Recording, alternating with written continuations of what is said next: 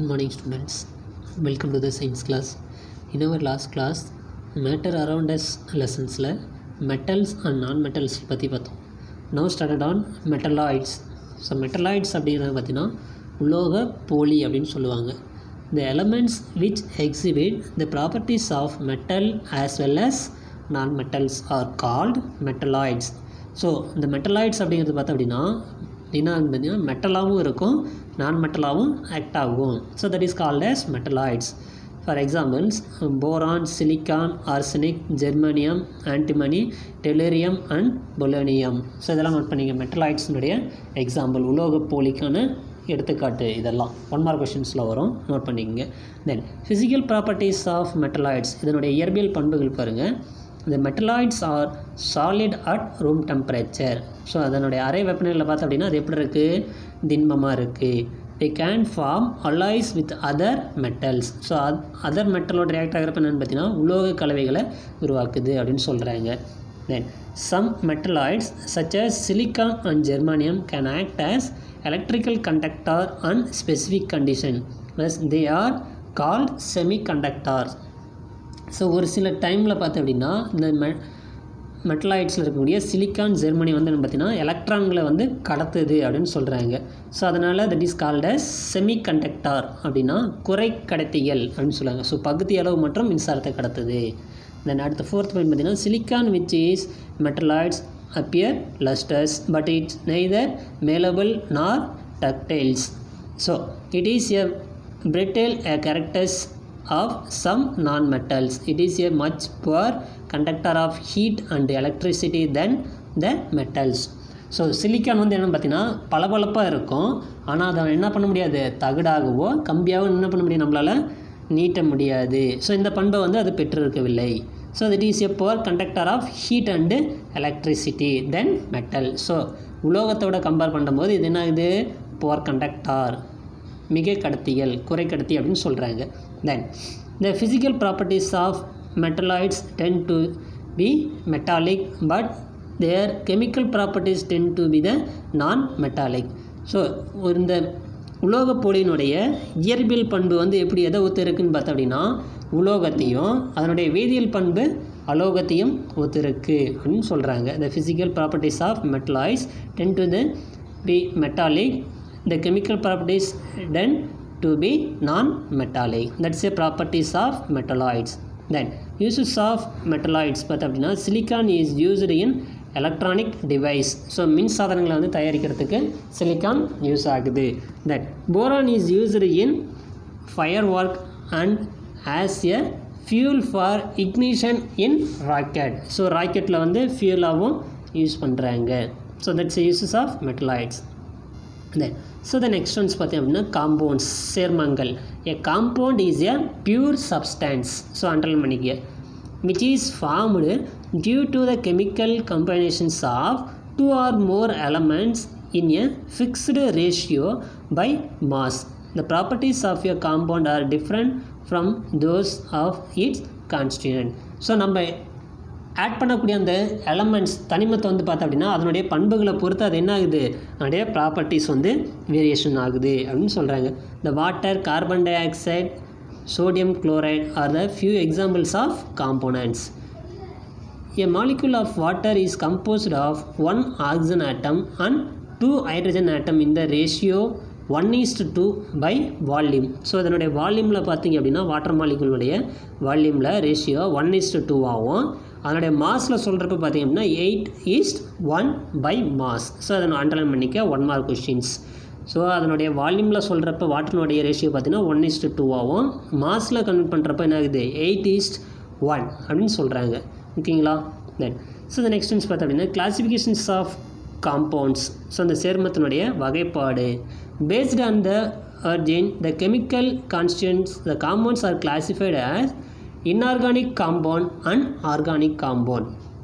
So கனிம சேர்மங்கள், கரிம சேர்மங்கள் அப்படின்னு 2 வகையாக பிரிச்சிருக்காங்க. இன்ஆர்கானிக் காம்பவுண்ட்ஸ் அப்படின்னு என்னென்னு பாருங்கள். த compounds obtained from non-living sources such as rock, minerals, etc. are called inorganic compounds. Examples chalk, baking powder. So இது அண்டர்லைன் பண்ணிக்க 2 மார்க் கொஷின்ஸ். இன்ஆர்கானிக் காம்பவுண்ட்ஸ் அப்படிங்கிறது நான் லிவிங் சோர்ஸஸ்லேருந்து ப்ரிப்பேர் பண்ணுறது. தென் ஸோ அடுத்து பார்த்தோம் அப்படின்னா ஆர்கானிக் காம்பவுண்ட்ஸ் அப்படிங்கிறது பார்த்திங்கன்னா the compounds obtained from living sources such as plants, animals, etc. are called organic compounds. Examples protein, carbohydrate, etc. So இதெல்லாம் நோட் பண்ணிங்க. That's 2 mark questions. Define organic compounds, inorganic compounds. Both inorganic and organic compounds exist in all 3 states. So அந்த 3 ஸ்டேட்ஸுங்கிறது என்னது? இந்த solid, liquid and gaseous states. So let us learn about some important compounds in solid, liquid and gaseous states. So some compounds கொடுத்த numbers. So first one, compounds in solid stateல வந்து என்ன இருக்கு பார்த்தீங்கன்னா, so அந்த table காலம்லாம் note பண்ணிங்க. First one silica அப்படிங்கிறது பார்த்தீங்கன்னா சாண்ட், மணல். ஸோ அதில் வந்து என்னென்ன எலமெண்ட்ஸ் இருக்குதுன்னு பார்த்தீங்கன்னா சிலிக்கானும் ஆக்சிஜனும் இருக்குது. தென் அடுத்து பார்த்தோம் அப்படின்னா பொட்டாசியம் ஹைட்ராக்சைடு. ஸோ இதில் வந்து என்னென்னு பார்த்தீங்கன்னா பொட்டாசியம் இருக்குது, ஹைட்ரஜன் இருக்குது, ஆக்சிஜன் இருக்குது. தென் அடுத்து பார்த்தோம் அப்படின்னா சோடியம் ஹைட்ராக்சைடு, அதில் சோடியம், ஆக்சிஜன், ஹைட்ரஜன். தென் காப்பர் சல்ஃபேட் அப்படிங்கிறப்ப அதில் பார்த்தோம் அப்படின்னா காப்பர் இருக்குது, சல்ஃபர், ஆக்சிஜன். தென் அடுத்து பார்த்தோம் அப்படின்னா ஜிங்க் கார்பனேட். ஸோ இதில் வந்து ஜிங்க்கு, கார்பன், ஆக்சிஜன். ஸோ இதெல்லாம் வந்து பார்த்தோம் அப்படின்னா சாலிட் ஸ்டேட்டில் இருக்கக்கூடிய காம்பவுண்டு. ஸோ அதை டேப்லெட் கலம் நோட் பண்ணிங்க. இது 1 mark கொஷின்ஸில் கேட்கலாம்.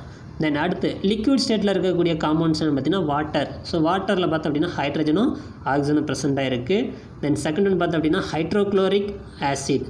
ஸோ அதில் ஹைட்ரஜனும் குளோரின் இருக்குது. தென் தேர்ட் ஒன் பார்த்தோம் அப்படின்னா நைட்ரிக் ஆசிட்டில் ஹைட்ரஜன், நைட்ரஜன், ஆக்சிஜன். ஸோ இது 3 எலமெண்ட்டும் ப்ரெசென்ட்டாக இருக்குது. தென் அடுத்து பார்த்தீங்கன்னா சல்ஃபூரிக் ஆசிட்டில் ஹைட்ரஜன், சல்ஃபர், ஆக்சிஜன்.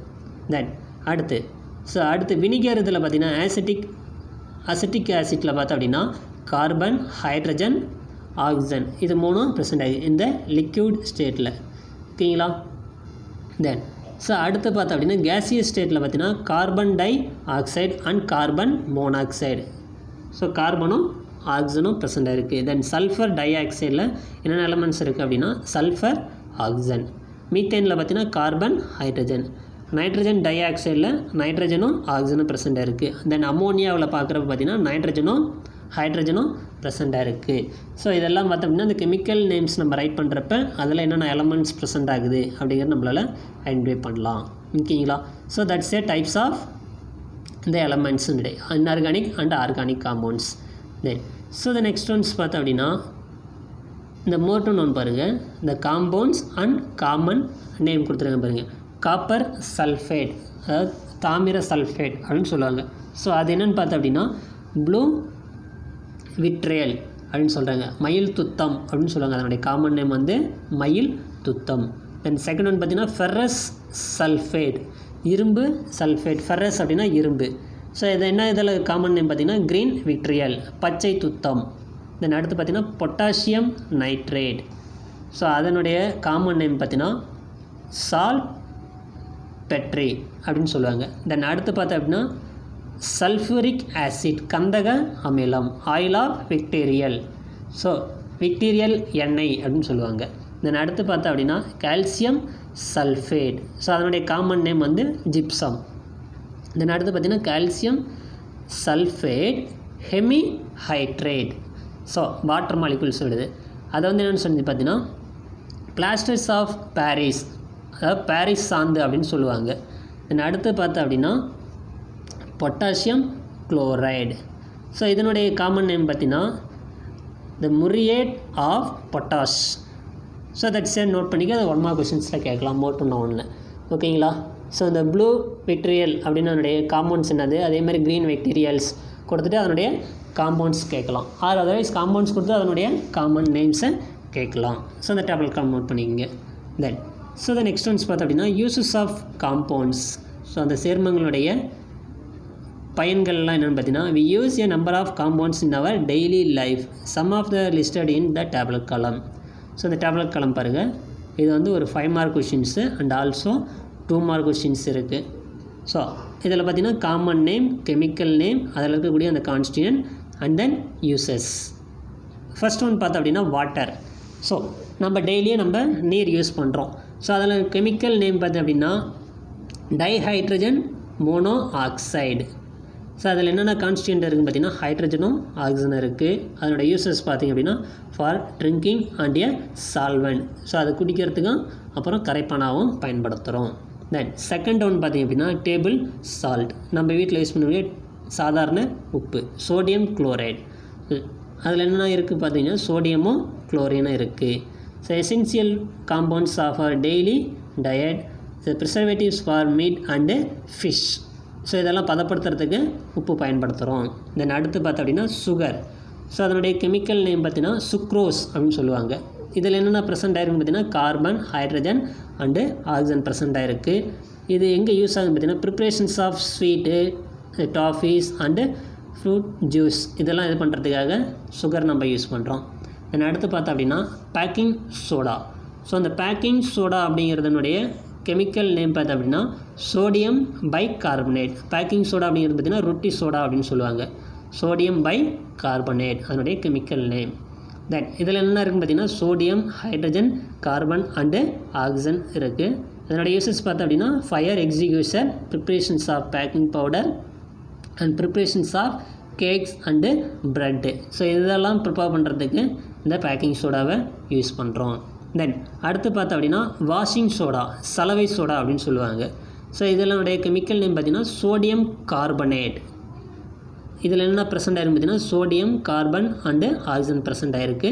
இதனுடைய யூசஸ் பார்த்திங்கன்னா as cleaning agent in soap and softening of hard water. So கடினத்தன்மையான நீரை வந்து என்னது சாஃப்டனிங்காக மாற்றுறதுக்கு இதை யூஸ் பண்ணுறாங்க. தென் அடுத்து பார்த்தோம் அப்படின்னா ப்ளீச்சிங் பவுடர், சலவைத்தூள், கால்சியம் ஆக்சிக்ளோரைடு. ஸோ அதனுடைய கெமிக்கல் நேம் வந்து என்னது கால்சியம் ஆக்சிக்ளோரைடு. ஸோ அதில் என்னென்ன ப்ரெசென்ட் ஆகிருக்கு பார்த்தீங்கன்னா calcium, oxygen and chlorine present ஆகிருக்கு. As bleaching agent, disinfection and sterilisations of drinking water. So இதுக்கெல்லாம் இது யூஸ் பண்ணுறோம். தென் அடுத்து பார்த்தோம் அப்படின்னா குயிக் லைம், சுட்ட சுண்ணாம்பு அப்படின்னு சொல்லுவாங்க. Calcium oxide. ஸோ அதில் என்ன ப்ரெசென்ட் ஆகிருக்கு அப்படின்னு பார்த்தீங்கன்னா எலமெண்ட்ஸு கால்சியமும் ஆக்சிஜனும் இருக்குது. Manufactures of cement and glass இதை தயாரிக்கிறதுக்கு இந்த குயிக் லைமை நம்ம யூஸ் பண்ணுறோம். அடுத்து ஸ்லாங்க்டு லைம், நீற்றிய சுண்ணாம்பு அப்படின்னு சொல்லுவாங்க. ஸோ இதில் என்ன ப்ரெசென்ட்டாக இருக்குதுன்னு பார்த்தீங்கன்னா அதனுடைய கெமிக்கல் நேம் வந்து கால்சியம் ஹைட்ராக்சைடு. ஸோ இதில் கால்சியம், ஆக்சிஜன் அண்டு ஹைட்ரஜன்ஸ் ப்ரெசென்ட்டாக இருக்குது. White washing of wall. So இதுக்கு இந்த சுண்ணாம்பை யூஸ் பண்ணுறோம். நீற்றிய சுண்ணாம்பு நம்ம வீட்டில் யூஸ் பண்ணுற பார்த்தீங்கன்னா வால்க்கு அந்த இது.